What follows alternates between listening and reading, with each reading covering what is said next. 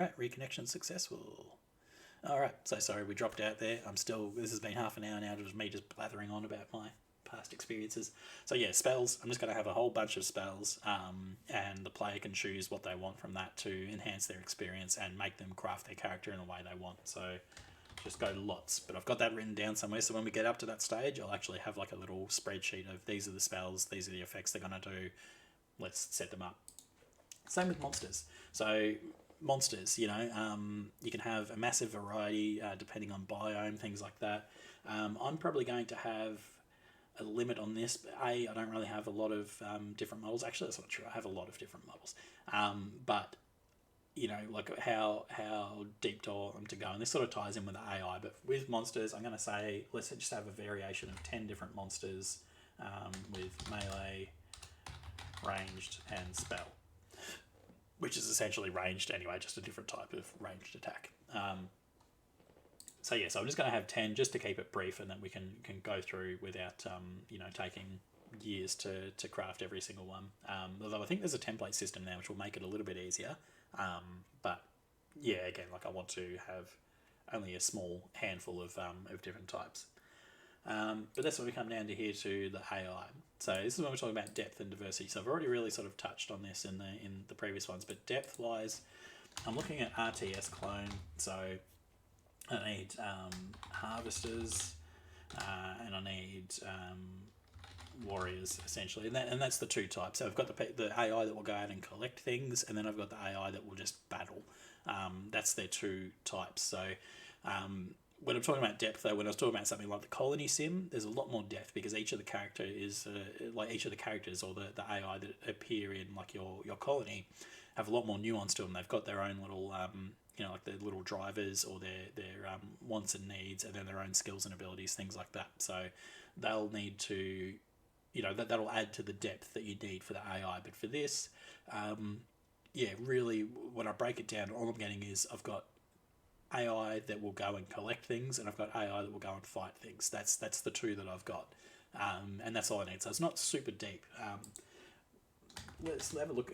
I just really want to rush over this because I want to get into doing the game thing. But again, don't take that as how you're supposed to do it. You should really put in a lot of effort into the planning and everything because it makes everything else go so fast.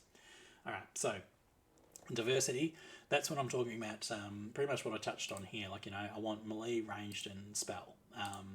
Like how diverse are my actual monsters going to be, or my AI? Because it's all well and great to have this one's got like 100 different monsters, but if all they're doing is attacking, it's not really that diverse. Like if you've got a goblin attacks the same way as an orc, they both just run in and smash stuff. So is it really diverse to have one or the other? Like the only diversity then is how easy is it to kill one versus the other because the other one's got more health or it does more damage, that sort of thing. So I mean that does tie into diversity a little bit, but essentially it's how wide of a spread are we going? Now, this one's actually going to be narrow because in the end I really only want those three classes, and they're all pretty much going to attack the same. The melee ones are just going to run in and try and hit you, and they might do more damage, or they might do they might have a special skill that they can pull out at one stage, which will be like you got to dodge it, that sort of thing. But otherwise it's very limited. So we still want and spell or ability. So like a special one. I don't really want giants per se. So like a giant would actually act different to how the smaller creatures would. Like it'd move slower. It'd have like a bigger attack range, or it'd be useful actually. So let me have a look at what I've written down here because I did actually plan out what kind of AI I would have for spawning. There'd be different classes. So I will actually, I will actually put this in here just so that it's written down. So we've got the AI servants. So these are my harvesters, essentially. So we've got the woodcutter. Actually, no, let's just do that with commas. Woodcutter, stone crusher.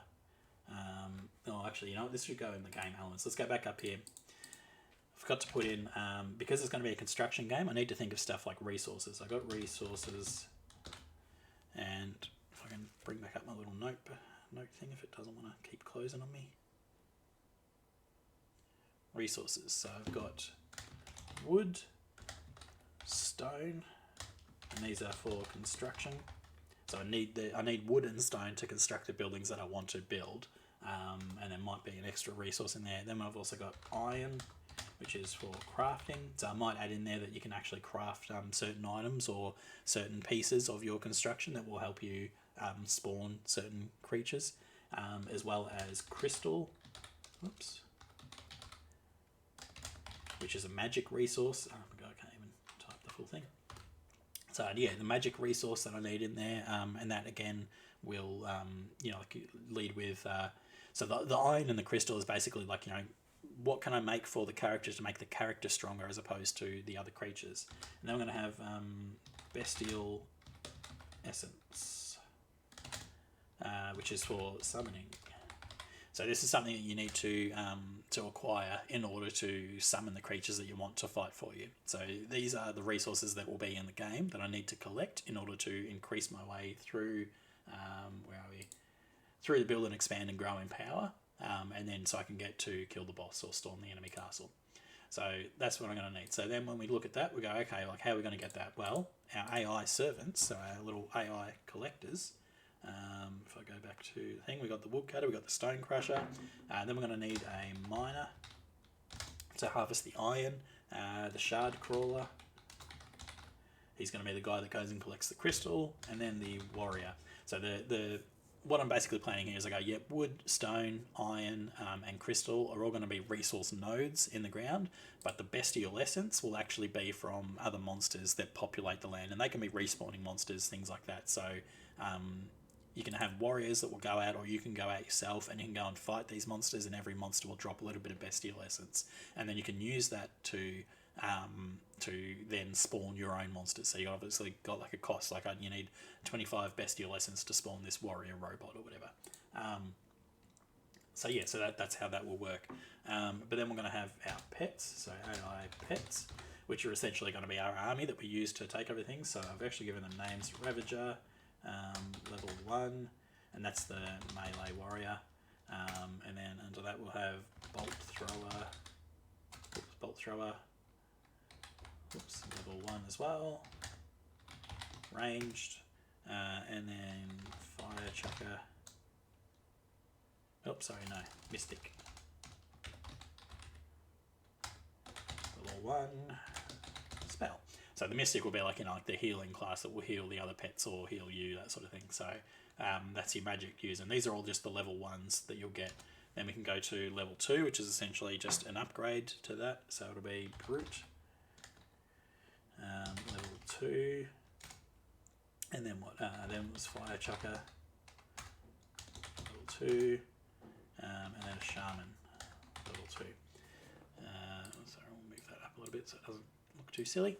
So yeah, so essentially, like, you'll have level 1, you've got your melee, you've got your range, you've got your spell, and then of course you can upgrade those to a level 2. So this one will be a bit stronger. These might also, like, I can put in something there. They've got more damage against, buildings, so constructed stuff they'll be better at. And then Fire Chucker as well. Like, all these upgrades will have better kits, and the Shaman will have a buff spell or something that can make all of these guys tougher and that sort of thing. So just very simple stuff. I'm not going to go beyond that because, again, I want to try and keep it minimal. I'm not trying to build the full game. I'm just trying to build a prototype, essentially. Yeah, all right. So that's it for our planning that I've got now. We've sort of gone over a bunch of the points. There is a lot more that you can do in planning, and there is a lot more of a formal way that you can actually do it when you talk about game design documents, stuff like that. But for now, this is just sort of something that I wanted to go over just to give people an idea of some of the things that you could really, think about before you go into making a game, even with a kit that you're using, just so that you've got a guideline to follow along. You've got, something to work from, as opposed to just trying to make it up on the way. Because if you're making it up on the way, you're just going to hit the wall pretty quickly, and you'll be sort of sitting there going, I don't really know what to do now. You'll get that block, you'll be like, I can't be really bothered, and then you get sidelined with something else. Anyway, it's already been nearly 40 minutes.